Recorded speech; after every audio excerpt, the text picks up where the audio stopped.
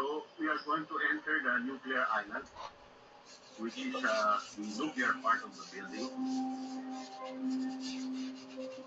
I want to point this out to you. Now, every single set of cables has a strap. Right? Look at those lines there. Look how well laid out they are. How neat the layout is. Nuclear quality.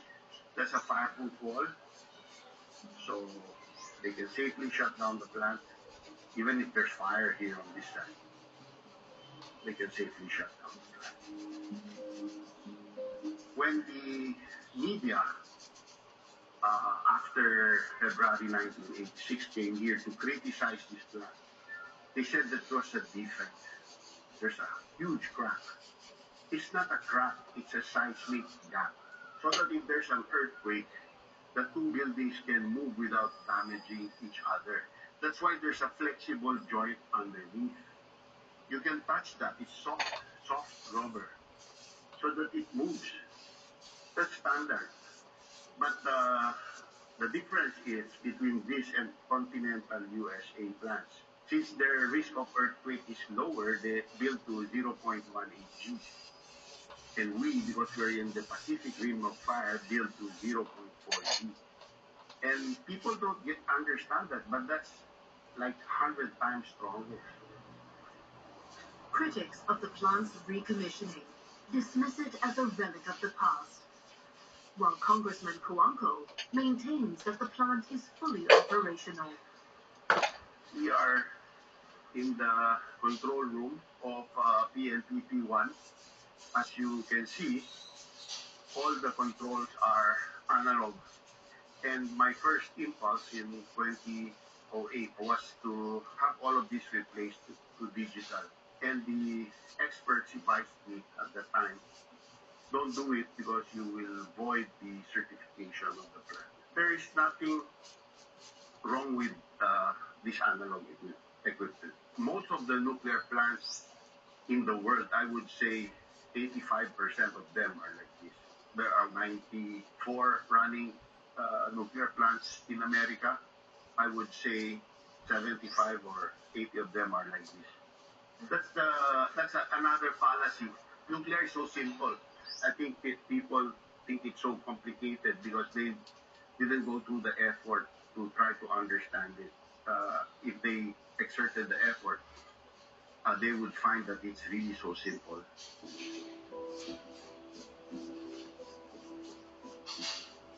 While the plant contains no nuclear fuel, its upkeep has continued.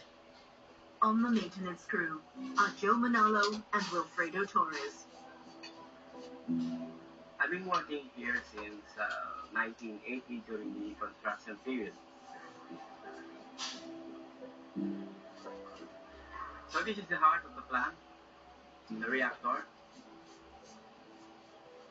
So there will be a chemical reaction, and water inside that reactor will be heated to about 315 degrees centigrade, and then it will go to that steam generator. It will produce steam to turn the turbine. Our main generator is connected directly to the turbine. It will run and then produce electricity.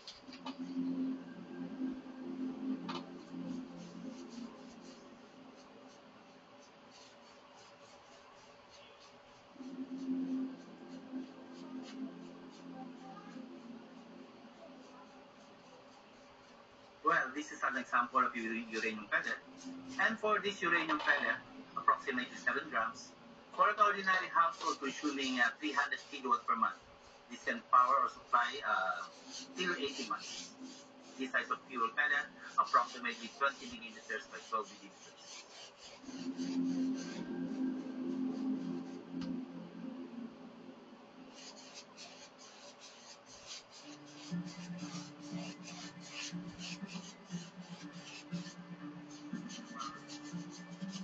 Congressman Cuomo believes that adding nuclear to the Philippines' energy mix is essential. He is supporting a bill for legislation to safely regulate nuclear energy. The Philippine Atomic Energy Regulatory Authority Bill, or the PhilAtom Bill. You cannot have a nuclear industry without a regulator. The problem right now we have the laws and a regulator, but the problem is that this regulator is together with the nuclear promoter in the Philippines, the Philippine Nuclear Research Institute. That's a conflict of interest. So we have to separate all these regulatory function into a separate, independent body. That's what the IAEA, the International Atomic Energy Agency, recommends that countries do.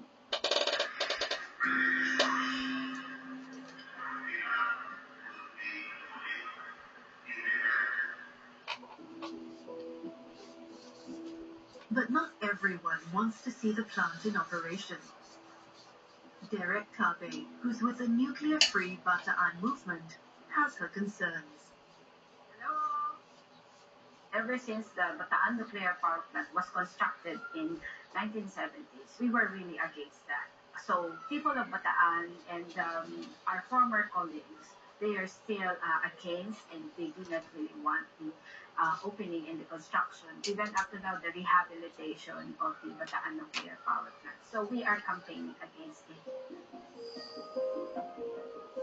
We are very much concerned with the welfare of the people, with the safety of the people, with the health of the people. And nuclear is unhealthy because of the radiation and the danger, the future danger that we are facing. It's a huge problem because it will last like generation to generation. Even traffic we cannot handle. How about nuclear disaster? Would you believe that we can handle that? The Bataan nuclear power plant, it is like a monster. If it blows up, or if something happens, or if an accident, just a little wrong or mistake or fault, it will eat us alive. It will eat the whole community. That's why we call it monster. It's a sleeping monster. We should put it on sleep like permanently.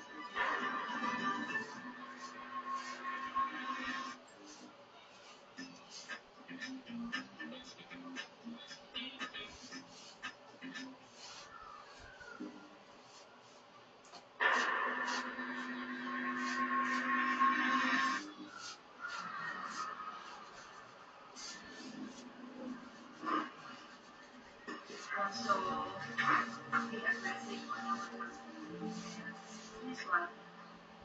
For decades, Filipino Derek Kabe has led the campaign against the Bataan nuclear power plant. The communities will not really took the time to read this long. That's why we have made a shorter version of our brochure. She and her colleagues are preparing brochures for an upcoming demonstration against the revival of the plant and the PhilAtom Bill that will regulate nuclear energy in the Philippines. In fact, in 1985, we had this people's strike, or we call that Huelga ng Bayan in Tagalog. It's translated to general strike. So 38,000 people were on the streets. The whole province was paralyzed at the time. So the defiance of the people then was so, amazing. This led to the mothballing of the Bataan nuclear power plant in 1986. It has highlighted the danger, and the risk and the amount of hazard that the Bataenos are going to face up with if this Bataan nuclear power plant would continue.